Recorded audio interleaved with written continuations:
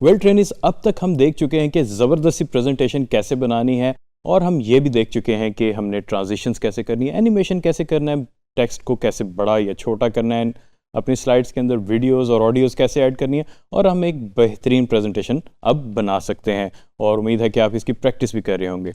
अब सवाल आता है, प्रेजेंटेशंस तो हमने बना ली हैं, अब वो प्रेजेंट कैसे करनी है। ये सबसे इंपॉर्टेंट चीज़ है, क्योंकि प्रेजेंटेशन अच्छी होना बहुत अच्छी बात है, लेकिन उसको प्रेजेंट करना है वो सबसे ज़्यादा इम्पॉर्टेंट है। आज हम सीखेंगे कि हमने प्रेजेंटेशन देनी कैसे है। उम्मीद है कि आप स्कूल में भी होंगे, कॉलेजेस में भी पढ़े होंगे, यूनिवर्सिटीज़ के स्टूडेंट भी होंगे, प्रोफेशनल्स भी होंगे, और बाज़ औक़ात कुछ ऐसे भी होंगे जो कि सेमिनार्स भी देते हैं। अब हर स्टेज के अपने अपने कुछ रूल्स होते हैं, रेगुलेशंस होते हैं, नॉर्म्स होते हैं, जो कि हमें समहाउ फॉलो करने पड़ते हैं, और कहीं पे कुछ रिस्ट्रिक्शंस होती हैं, कहीं पे आपके पास लेवरेज होता है। अब हम बात कर लेते हैं कि ऑडियंस, अगर आपके पास सामने फिज़िकल ऑडियंस ज़ाहिर है बैठी होगी, तो सबसे पहले आप जब जाएं तो मेक श्योर करें कि आप सबके साथ एक दफ़ा आई कांटेक्ट करें, सबको देखें, और जब आप देखेंगे तो थोड़ा सा रिलैक्स हों, लंबा सांस लें और इनहेल करें, और उसके बाद एक्सहेल करें, रिलैक्स करें अपने माइंड को, क्योंकि ऑब्वियसली बहुत ज़्यादा कॉन्फिडेंस चाहिए होता है और बहुत ज़्यादा प्रेशर आ रहा होता है। थोड़ा सा रिलैक्स करें, ज़रूरी नहीं कि आप जाते साथ ही बोलना शुरू कर दें।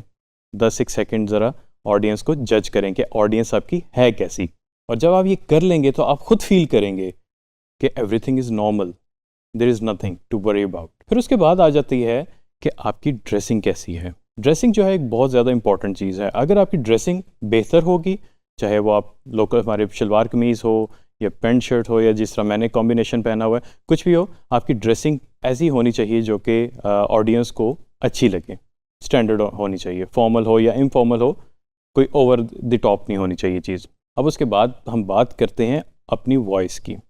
जब आप प्रेजेंटेशन दे रहे होते हैं, अगर आप एक मोनोटनस सी आवाज़ में, एक ही फ्लैट आवाज़ में बात करते रहेंगे, तो ऑडियंस का इंटरेस्ट ख़त्म होना शुरू हो जाएगा। तो मेक श्योर करें कि आपकी आवाज़ जो है कम ज़्यादा, जिस तरह मैं बात कर रहा हूँ आप लोगों के साथ, एग्जैक्टली वैसी ही होनी चाहिए। कहीं पे आप तेज़ हो जाएं, कहीं पे थोड़ा सा स्लो हो जाएं, कहीं पे आप ऊंचा हो जाएं, कहीं पे आवाज़ को धीमा कर लें। तो ये एक चीज़ बड़ी इंपॉर्टेंट है फॉलो करने के लिए। उसके बाद आता है टाइम।